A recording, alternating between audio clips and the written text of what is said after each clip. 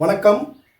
இன்றைய தலைப்பு, வாழ்க்கையில் என்னென்ன செய்ய வேண்டும், என்னென்ன செய்யக்கூடாது என்பது பற்றி சாஸ்திரங்களில் கூறப்பட்ட கருத்துக்களை உங்களுக்கு விவரிக்கிறேன். நமது சேனலை சப்ஸ்கிரைப் பண்ணாத ஆன்மீக அன்பர்கள் அனைவரும் சப்ஸ்கிரைப் செய்து கொள்ள வேண்டுமாய் கேட்டுக்கொள்கிறேன். சாலக்கிராம தீர்த்தத்தை முதலில் பருகிய பின் தலையில் புரோசித்துக் கொள்ள வேண்டும்.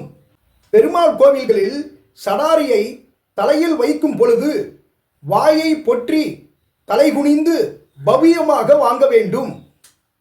சாஸ்திரம் தெரிந்த ஞானிகளும் தர்மவான்களும் தூங்கும் பொழுது அவர்களை எழுப்பக்கூடாது.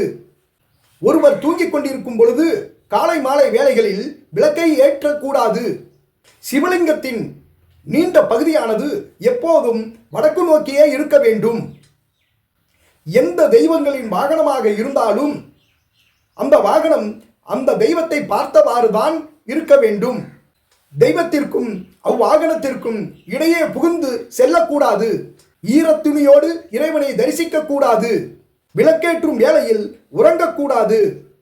வீட்டின் வாசற்கால்களுக்கு மஞ்சள் குங்குமம் இட்டிருக்க வேண்டும். வீட்டு வாசலில் திருக்கோலம் இட்டிருந்தால் திருமகள் வீட்டிற்குள் நுழைவாள். பிரம்மச்சரியனும் கிருகஸ்தனும் துறவியும் விரதம் அனுஷ்டிப்பவனும் தாம்பூலம் தரிக்கக்கூடாது. தெய்வத்திற்கு இரட்டைப்படையில்தான் வெற்றிலை பாக்கை வைத்து அதில் தட்சணையை வைத்து படைக்க வேண்டும்.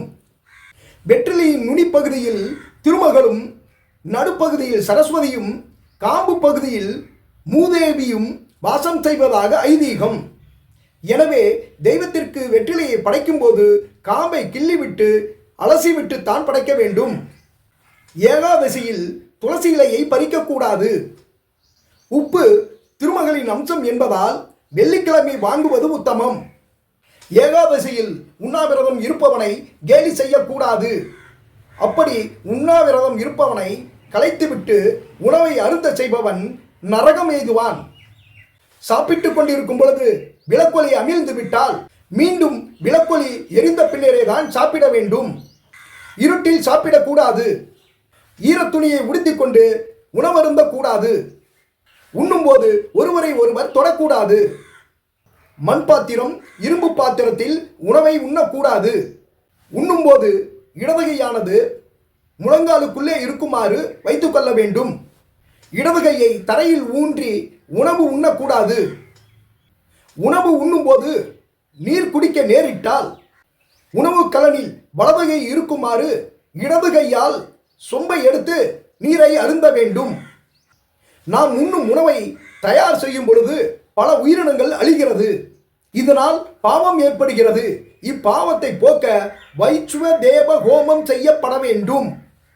தனக்காக சமைக்கப்பட்ட உணவின் ஒரு பகுதியை பிற உயிரினங்களுக்கு அளிக்க வேண்டும். அதிதி, பிரம்மச்சாரி, சந்நியாசி, பிழைப்பதற்கு வழி இல்லாதவர்கள், இந்த 4 பேரும் சமைத்த அன்னத்தின் முதல் பங்குக்கு உரியவர்கள் ஆவார்கள். ஆச்சாரியன், பெற்றோர், பசு இம்மூவரையும் துன்புறுத்தக்கூடாது. மலமூத்திரங்கள், கோலை, இரத்தம், விஷம் போன்றவை நீரில் கலக்கக்கூடாது. பாம்பு புற்று, எறும்பு புற்று இவற்றில் சிறுநீர் கழிக்கக்கூடாது. தாய்ப்பசு கன்றுக்கு பால் தரும் போதோ அல்லது நீர் அருந்தும் பொழுதோ நாம் தடையை ஏற்படுத்தக்கூடாது. இது மிகப்பெரிய தோஷமாகும். உரல், அம்மி, வாசற்படி இவற்றில் அமரக்கூடாது. நெருப்பை வாயினால் ஊதக்கூடாது. நெருப்பில் அசுத்தமான பொருள்களை போடக்கூடாது. இறந்த உடல் வீட்டிலே இருக்க உணவருந்த கூடாது. ஆண் பெண் போகம் கூடாது. இருவேளை உணவு நண்பகல், முன்னிரவு ஆகிய 2 வேளையில் மட்டுமே உண்ண வேண்டும். உணவை உருட்டி உருண்டையாக உண்ணக்கூடாது. நாய், பூனை முகர்ந்த உணவை உண்ணலாகாது. இவ்வாறு சாஸ்திரங்களில் நாம் செய்யக்கூடிய செயல்களும் செய்யக்கூடாதவைகளும் வரையறுத்து சொல்லியுள்ளார்கள். இதை நாம் பின்பற்றி செய்வோமானால் வாழ்க்கையில் முன்னேற்றத்தையும் செல்வத்தையும் பெறலாம். எனவே ஆன்மீக அன்பர்கள் இச்செயல்களில் கவனம் கூர்ந்து செய்ய வேண்டுமாய் கேட்டுக்கொள்கிறேன். நன்றி, வணக்கம்.